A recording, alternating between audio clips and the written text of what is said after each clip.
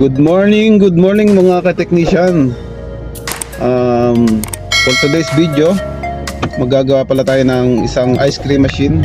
Pupunta natin yung isang kliyente at yung kanilang ice cream machine hindi gumagana yung mga button.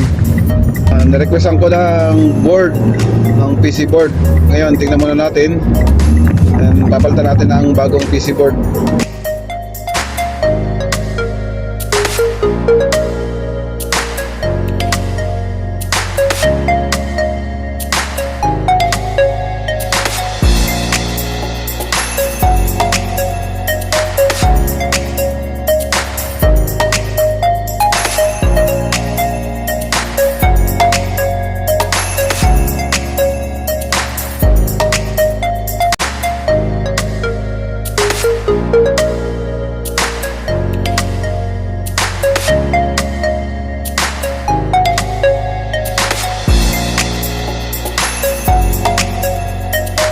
O ganito ang trabaho ko, kung saan may tawag, yun pupuntahan ko.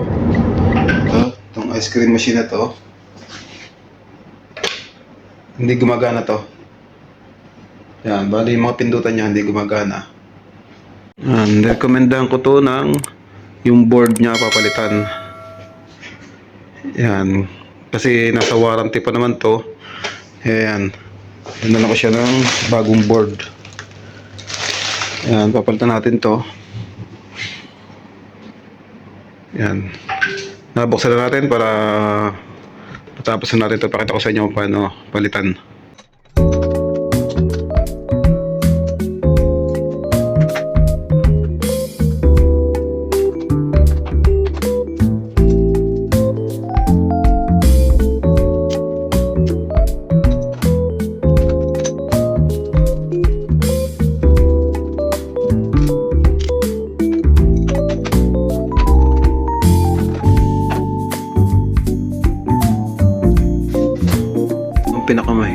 Itong pinakamahirap, tanggalin yung board,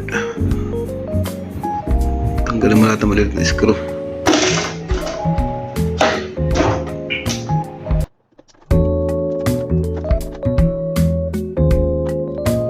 Ayan, sa wakas after 48 hours natanggal ko na itong board na to. Bali ito yung papalitan natin kasi ito yung may depekto na yung kanyang mga button. Mahirap nang gawin kaya kailangan natin palitan. Ayan, bale ito yung kanyang bagong board. Kumpleto na yan, kasama na yung kanyang ribbon.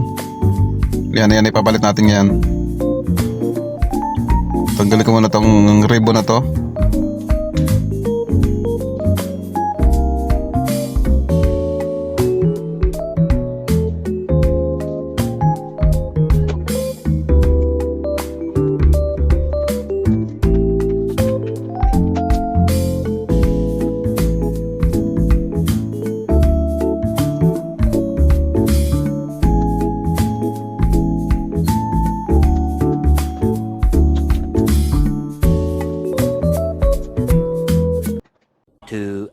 Later.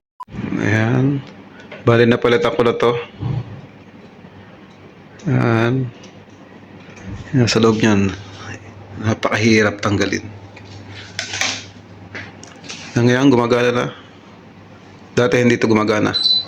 Ayan, gana na ngayon.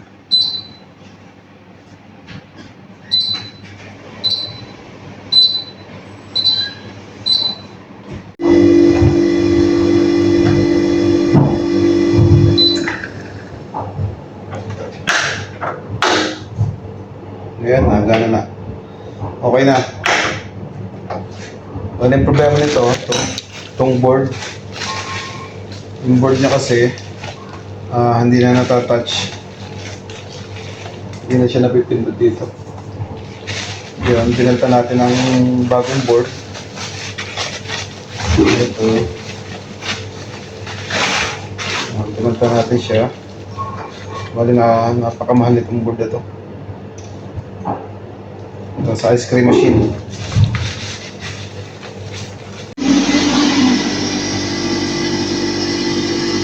Yun, nice one. Tingnan natin kung malamig sa loob. Stop muna natin. And then open. Yun, tingnan mo, nag-yellow na sa loob. Okay. Tapos na naman na isang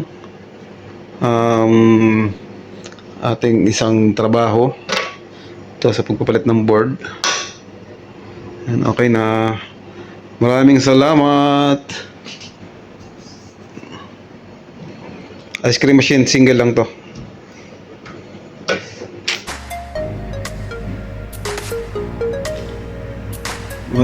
What is flavor daw?